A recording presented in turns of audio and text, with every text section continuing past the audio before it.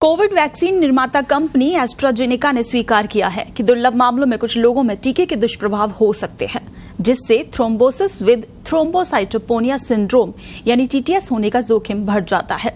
और इस खबर के सामने आने के बाद से लोगों के मन में कई प्रकार का डर देखा जा रहा है। विशेष तौर पर जिन लोगों ने कोविशील्ड वैक्सीन ली है, उन्हें चिंता है कि कहीं ये टीके उनमें हार्ट अटैक या ब्रेन स्ट्रोक का जोखिम तो नहीं बढ़ा देंगे। एस्ट्राजेनेका ने ब्रिटेन की अदालत में स्वीकार किया है कि दुर्लभ स्थितियों में टीके शरीर में खून का थक्का बनाने वाली टीटीएस विकार का खतरा बढ़ा सकते हैं। गौरतलब है कि भारत में अधिकतर लोगों को एस्ट्राजेनेका की कोविशील्ड वैक्सीन लगी है। ऐसे में सवाल है कि टीटीएस क्या समस्या है और जिन्हें ये टीका लगा है उनमें हार्ट अटैक या स्ट्रोक का जोखिम बढ़ गया है। तो आपको बता दें, कोविशील्ड वैक्सीन के दुष्प्रभावों के बारे में डॉक्टर्स का कहना है कि इस रिपोर्ट को लेकर लोगों को परेशान होने की जरूरत नहीं है। वैक्सीन का प्रभाव शरीर में कुछ महीनों में कम होने लगता है और बूस्टर डोज ले चुके लोगों को भी 1.5 साल से अधिक का समय बीत चुका है। ऐसे में ज्यादा डरने और परेशान होने की जरूरत नहीं है। वैक्सीन के दुष्प्रभाव दुर्लभ स्थितियों में हो सकते हैं। ऐसे में जरूरी नहीं है कि सभी लोगों में इसका खतरा हो। दवाओं और टीकों के दुष्प्रभाव तुरंत ही देखे जाते हैं।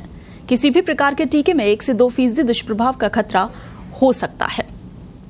ऐसे ही कोविशील्ड के कारण होने वाली टीटीएस की समस्या भी इसी तरह की हो सकती है। थ्रोम्बोसिस एंड थ्रोम्बोसाइटोपेनिया सिंड्रोम को कोविड-19 टीकों से जुड़ी एक दुर्लभ जटिलता माना जा रहा है।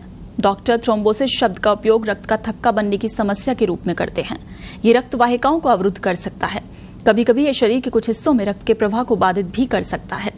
और ये थ्रोम्बोसाइटोपेनिया तब होता है जब किसी व्यक्ति में प्लेटलेट काउंट कम हो जाता है।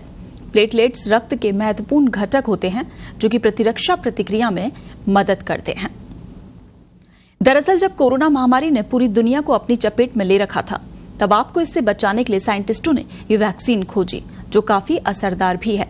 लेकिन वैक्सीन लगने के बाद दर्द, सूजन, फीवर, उल्टी और दस्त जैसी समस्याएं भी देखने को मिली, जिसको देखते हुए इटली ने ये रिसर्च किया, जिसमें पाया गया कि आपकी डाइट में अगर कुछ खास विटामिन, मिनरल्स और ओमेगा 3 जैसे पोषक तत्व शामिल हैं, तो SARS-CoV-2 इन्फेक्शन का रिस्क कम कर इम्यूनिटी को बूस्ट करते हैं।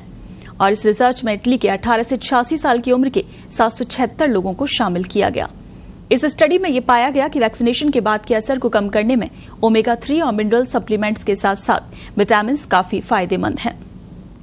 रिसर्च में शामिल जिन लोगों ने इस तरह के सप्लीमेंट्स का इस्तेमाल किया था, उनमें इसका सेवन न करने वालों की तुलना में वैक्सीनेशन का दुष्प्रभाव न के बराबर था।